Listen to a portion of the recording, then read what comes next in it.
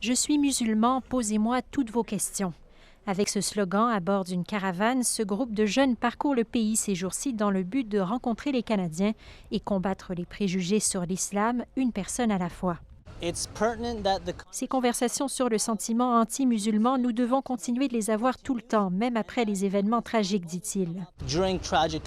Pourtant, 3 mois après l'attaque de London qui a décimé une famille musulmane et ébranlé le pays, le sujet de l'islamophobie et de la haine semble déjà commencer à s'estomper dans le discours politique. C'est du moins le constat du Conseil national des musulmans canadiens qui suit la campagne électorale fédérale de près. À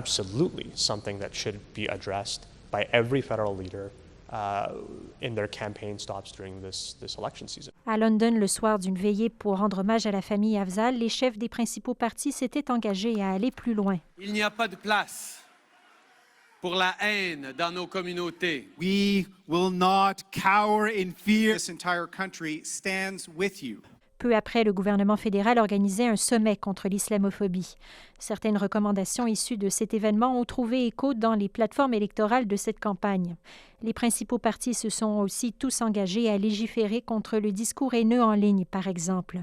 Mais par ailleurs, dans les débats, les événements, le sujet n'a été que très peu abordé, observe aussi cet imam. L'islamophobie qui tue les gens, malheureusement, c'est un fait. Il croit que le contexte de cette élection en pleine crise sanitaire et économique était mal choisi.